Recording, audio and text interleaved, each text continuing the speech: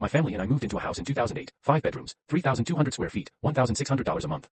It was a decent price in 2008, and the rent stayed the same for many years. Since I'm reasonably handy, I would fix things myself rather than bother an old man. I lived there so long that I also made quite a few upgrades. In 2024, the owner passed away, and his son inherited the property.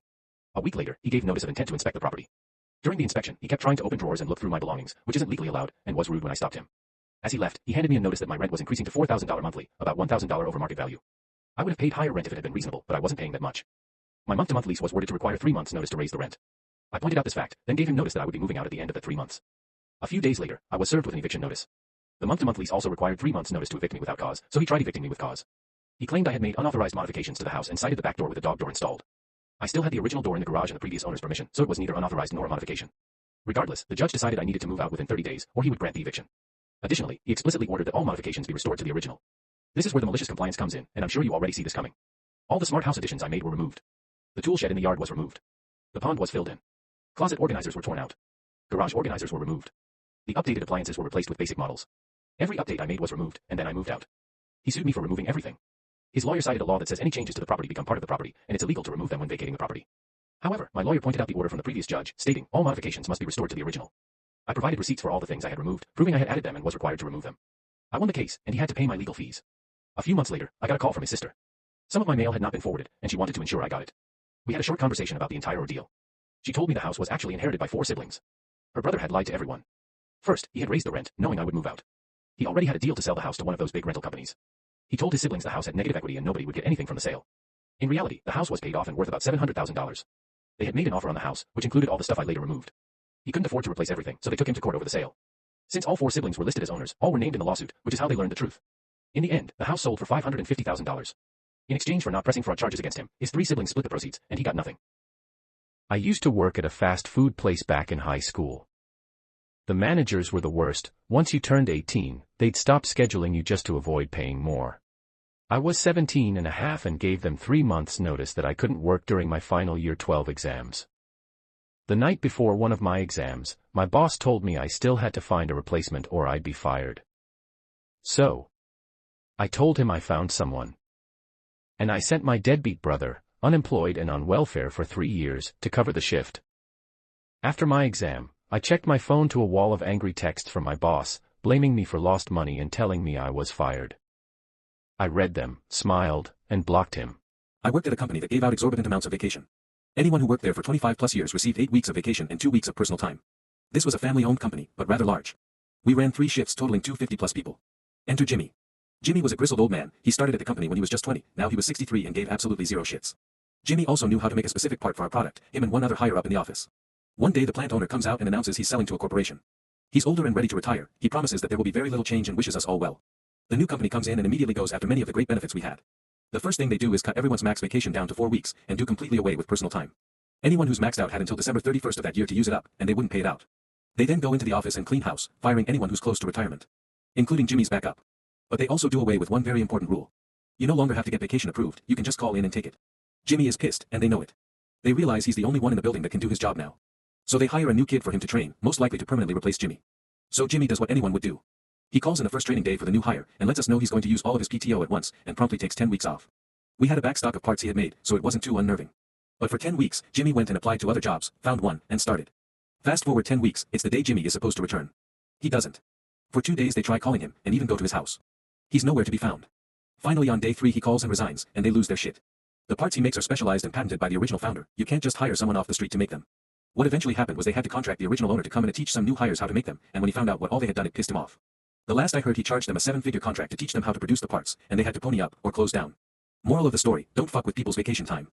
My father died on Father's Day, 2012. He was divorced and living alone, and I am an only child, so that means that I had to wrap up all of his affairs. This story centers around us trying to get his utilities canceled. I called in to see what we had to do to get them to cancel. The lady I spoke with on the phone said to send in his certified death certificate.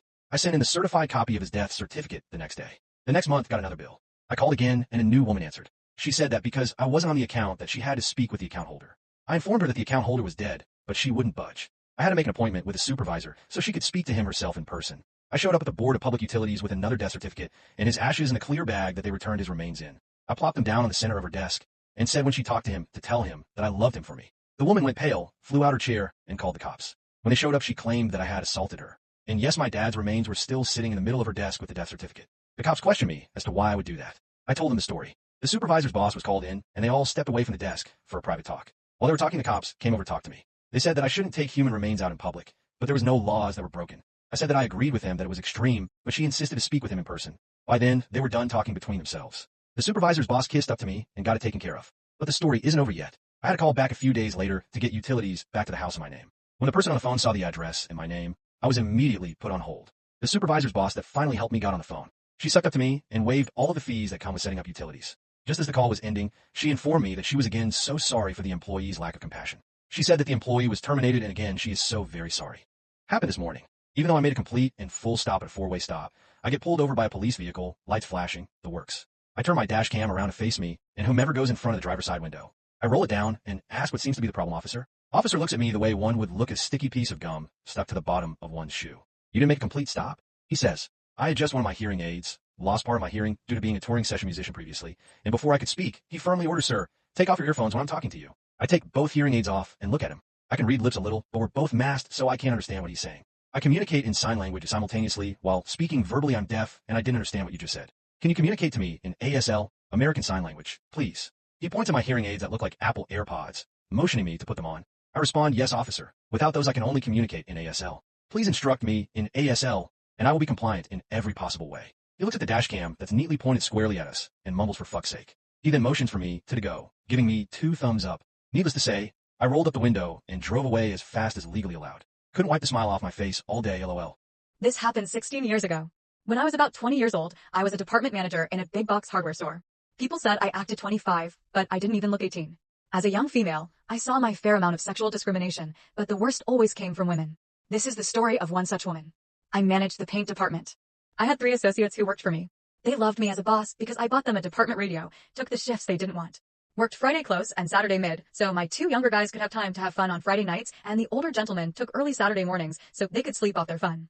In trade, I gave the older gentleman his ideal schedule. My team was awesome.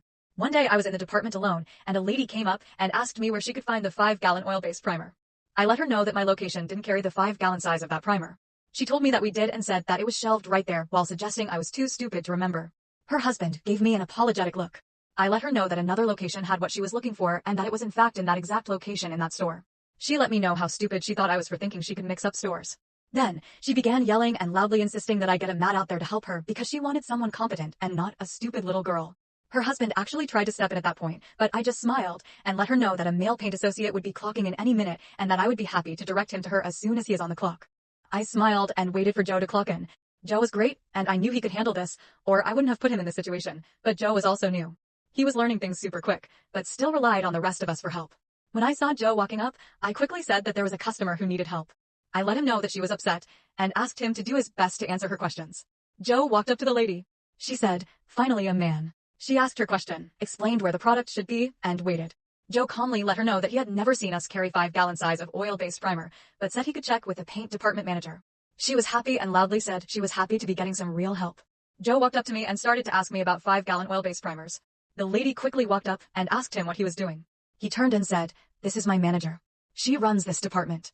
The husband laughed out loud, the woman stormed off, and I bought Joe lunch.